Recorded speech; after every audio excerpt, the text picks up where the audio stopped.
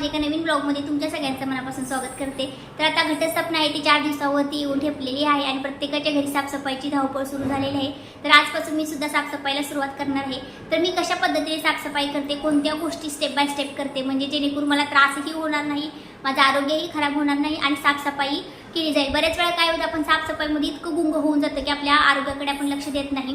तर त्याचबरोबर काही महिलांचे 9 दिवस उपवास असतात, मग हे अगोदर 4-5 दिवस साफसफाई, नंतर 9 दिवसाचे उपवास, या सगळ्या धावपळीमध्ये त्यांची तब्येत आहे ती पूर्णपणे खराब होते। तर या सगळ्या जर गोष्टी आपल्याला टाळायच्या असतील तर आपण काय करायला पाहिजे, कोणत्या गोष्टी कधी करायला पाहिजे, कमी वेळामध्ये आपण कसं व्यवस्थित सगळ्या गोष्टी केल्या पाहिजे, त्याचबरोबर आपल्या आरोग्याची काळजी कशी घेतली पाहिजे, या रिलेटेड मी माझा ब्लॉग आहे तो तुमच्यासोबत शेअर करते। कदाचित ब्लॉग आहे ते 2 पार्टमध्ये येऊ शकेल, कारण जर एक पार्ट खूप मोठा झाला तर मी ते दुसरा पार्ट अपलोड करीन, तर तो सुद्धा पार्ट नक्की बघा आणि खूप छान माहिती मी तुमच्यासोबत शेअर करणार आहे। त्यासाठी व्हिडिओ आहे तो कंटिन्यू शेवटपर्यंत बघत जावा। चला तर आपण वेळ न घालवता आपल्या व्हिडिओला सुरुवात करूया। तर सगळ्यात पहिली आणि महत्त्वाची गोष्ट म्हणजे साफसफाई करण्यापूर्वी आपल्याला एका रुमालाने आपले नाक, तोंड आणि केस आहे ते व्यवस्थित बांधून घ्यायचे आहेत, म्हणजे कोणतीही धूळ किंवा कचरा आहे तो आपल्या नाकातोंडामध्ये जाणार नाही, कोणत्याही प्रकारचं आपल्याला इन्फेक्शन होणार नाही आणि आपलं आरोग्य चांगलं राहण्यास मदत होईल। तर ही एक सगळ्यात महत्त्वाची गोष्ट आहे की साफसफाई करण्यापूर्वी आपल्याला रुमालाने व्यवस्थित आपलं नाक, तोंड आहे ते बांधून घ्यायचं आहे। त्यानंतरची दुसरी गोष्ट म्हणजे आपल्या घरातलं जे इतर सामान आहे, जे स्वच्छ आहे, व्यवस्थित आपण ठेवलेलं आहे, त्या गोष्टी आहेत ते सगळे आपल्याला झाकून घ्यायच्या आहेत, म्हणजे त्या खराब होणार नाहीत। आपण भिंत वगैरे झाडताना किंवा घराचं छत झाडताना यावरती घाण पडू शकते आणि पुन्हा डबल त्रास आपल्याला ते स्वच्छ करण्यासाठी लागू शकतो। यासाठी त्या व्यवस्थित जर अशा पद्धतीने आपण झाकून ठेवल्या तर आपला बराचसाच त्रास आहे तो कमी होऊ शकतो आणि आपला वेळसुद्धा वाचू शकतो। त्यानंतर भिंतीवरती आपण ज्या काही गोष्टी लावलेल्या आहेत, जसे की शो पीस असेल, आरसे असतील, इतर ज्या काही गोष्टी आहेत त्या आपल्याला व्यवस्थित काढून एका कोपऱ्यामध्ये ठेवायच्या आहेत, म्हणजे त्या साफ करताना सुद्धा आपल्याला सोयीस्कर पडेल। त्याचबरोबर घरामध्ये इतरत्र पसारा होणार नाही आणि साफसफाई करताना तुम्हाला त्रास होणार नाही। त्यानंतर हे सगळं झाल्यानंतर भिंती किंवा छत आहे ते जे काही जाळ्या वगैरे आहेत ते आपल्याला झाडून काढायचे आहेत। असं स्टेप बाय स्टेप जर तुम्ही करत गेला तर तुमचा बराचसा वेळ वाचतो, त्याचबरोबर कामंसुद्धा पटपट होतात आणि तुम्हाला त्राससुद्धा जास्त होत नाही, म्हणजे तुमचं आरोग्यसुद्धा चांगलं राहू शकतं। बघा, त्यानंतर स्वच्छता हा महिलांच्या आवडीचा विषय आहे आणि तो असायलाच पाहिजे, कारण घर जर स्वच्छ असेल तर सगळ्या घरातले माणसं छान वावरतात किंवा घर नीटनेटकं असेल तर आपल्याला घरामध्ये प्रसन्न वाटतं, घरामध्ये वादविवाद होत नाहीत आणि एकंदरीत घरातलं वातावरण आहे ते सगळं छान राहतं।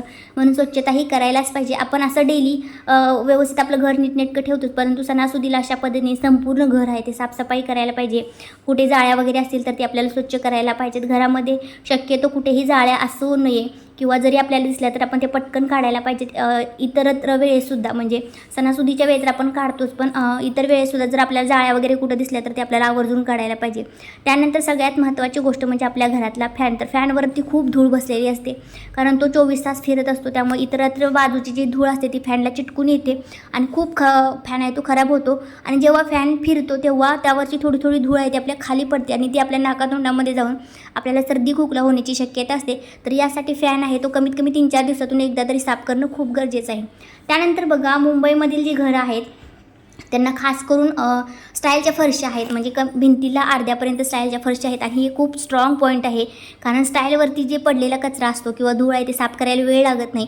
जर कलरच्या भिंती असतील तर त्यावरती धूळ पडल्यानंतर ते साफ करताना त्यावरती तसेच डाग उठतात किंवा लहान मुलं आहे ते पेनाने वगैरे खराब करतात, कलर करतात आणि त्यामुळे आपल्याला ते काढताना खूप त्रास होतो।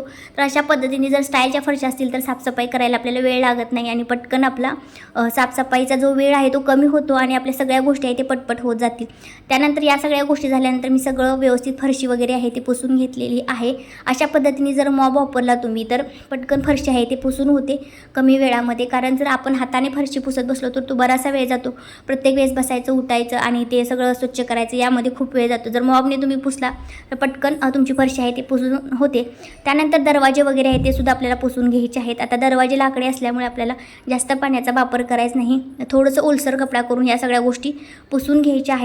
त्यानंतर जे आपण झाकलेले बेडशीट होते, टॉवेल होते, यावरती बरीचशी धूळ पडलेली असते, त्यामुळे हे सगळं आहे ते आपल्याला स्वच्छ धुवून घ्यायचं आहे, जेणेकरून आपल्याला कोणतंही इन्फेक्शन होणार नाही।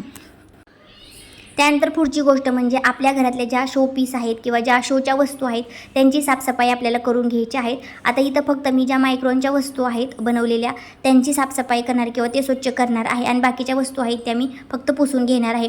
तर बघा, हे मी मायक्रॉनचे काही वस्तू बनवलेल्या आहेत, ज्या मी स्वतः बनवलेल्या आहेत. आता त्या मी स्वच्छ करून घेणार आहे.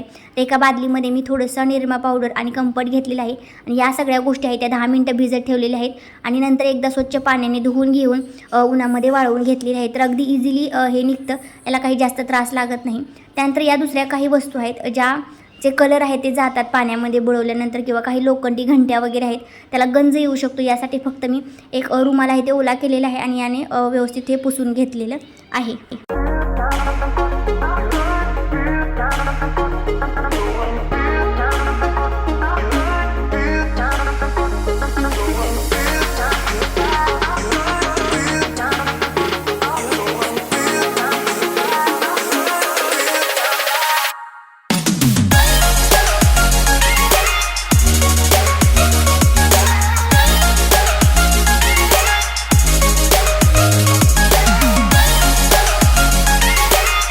त्यानंतर हे काही फ्लावर्स आहेत जे मी गेल्या महिन्यातच विकत आणले होते आणि ते काही जास्त खराब झाले नाही, त्यामुळे जस्ट मी थोडंसं कापडाने पुसून घेतलेलं आहे. त्यानंतर जे मायक्रॉनचे साहित्य होतं ते मी धुवून उन्हात घातलं होतं. बघा, खूप छान प्रकारे निघलेलं आहे आणि मी काय याला घासत वगैरे बसले, फक्त पाण्यामध्ये 10 मिनटं भिजत घालून स्वच्छ पाण्याने धुवून उन्हामध्ये वाळवून घेतलेलं आहे. तर अशा प्रकारे मी सगळ्या गोष्टी स्वच्छ केलेल्या आहेत. आता साफसफाई वगैरे तर झालेली आहे. आता फक्त राहिलेली आहेत भांडी वगैरे स्वच्छता करायची किचनमधली. किचनची तर वरची ऑलरेडी साफसफाईसुद्धा झालेली आहे, फक्त भांडी राहिलेली आहे. त्या सगळ्या गोष्टी झाल्यानंतर मी घटस्थापने रिलेटेड व्हिडिओज तुमच्यासोबत शेअर करणार आहे. घटस्थापनेसाठी आपल्याला कोणकोणत्या गोष्टी खरेदी करायच्या आहेत, त्याचबरोबर आणखी काय काय तयारी करावी लागते, कोणत्या गोष्टी पाळायच्या असतात का, या सगळ्या गोष्टी मी तुमच्यासोबत शेअर करणार आहे. तर व्हिडिओ माझे कंटिन्यूस बघत जावा. त्यासाठी चॅनेलला सबस्क्राईब करा. त्याचबरोबर सबस्क्राईबच्या पुढचं जे बेल आयकॉनचं बटन आहे ते दाबा, म्हणजे व्हिडिओ अपलोड केल्या लगेच तुम्हाला त्याची लिंक येईल किंवा नोटिफिकेशन येईल आणि तुम्हाला माझे व्हिडिओज पाहता येतील. चला तर भेटू एका नेक्स्ट व्हिडिओसोबत एका छान माहितीसोबत. तोपर्यंत धन्यवाद.